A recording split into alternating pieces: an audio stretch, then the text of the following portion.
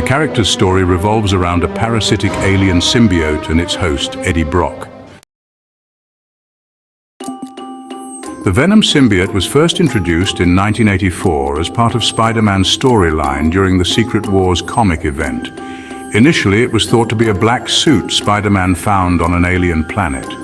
However, it was later revealed to be a living organism, a symbiote that desired to bond with a host, feeding off their adrenaline and emotions. When Spider-Man discovered the dark influence the suit had on his personality, he rejected it. Feeling betrayed, the symbiote sought a new host, eventually finding one in Eddie Brock.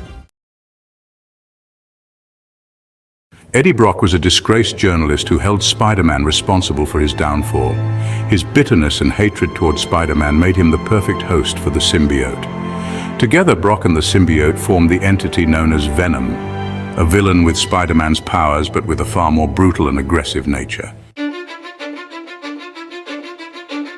Venom is known for his immense strength, agility, and ability to cling to walls, similar to Spider-Man. However, Venom's shape-shifting abilities, the creation of tendrils and weapons from his body, and his immunity to Spider-Man's spider sense make him even more dangerous. He has a strong hatred for Spider-Man, but also follows a twisted sense of justice.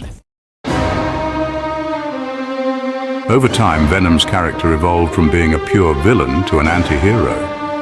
This change was largely due to Eddie Brock's inner conflict and desire for redemption. He often battles his darker urges but chooses to protect the innocent in his own violent way, making him a complex character who straddles the line between hero and villain. In the 2018 Venom film, Eddie Brock is a journalist, investigating the unethical practices of the Life Foundation, a corporation experimenting with alien symbiotes.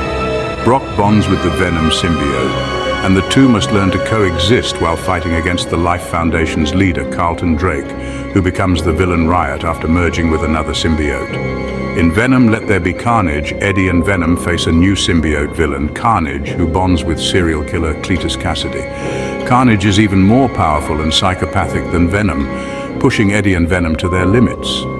At the end of Venom, Eddie Brock and the symbiote work together to stop Carlton Drake, who has merged with the symbiote Riot. Riot plans to bring more symbiotes to Earth to take over the planet. In a climactic battle, Eddie and Venom fight Riot and eventually destroy the Life Foundation rocket, killing both Drake and Riot. Eddie and Venom reconcile and agree to continue their partnership, with Venom helping Eddie rebuild his life while secretly serving as a lethal protector. The film ends with Eddie visiting his former girlfriend Anne, hinting that things might improve between them. Venom is still hiding within Eddie, but together they prepare to fight crime in their own brutal way. In the post-credits scene, Eddie is seen visiting a prison to interview the serial killer Cletus Cassidy, who ominously declares that when I get out, there's going to be carnage, setting up the sequel, Venom Let There Be Carnage.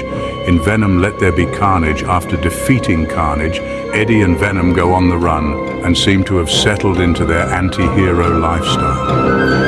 The movie ends with a tease that connects Venom to the larger Marvel Cinematic Universe, as Eddie and Venom are transported to a new dimension where they see Spider-Man on TV, setting up a potential crossover in future movies.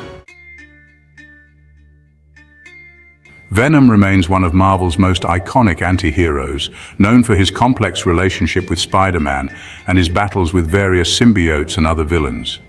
His story continues to evolve, with a balance between his darker, violent tendencies and his desire to be a force for good.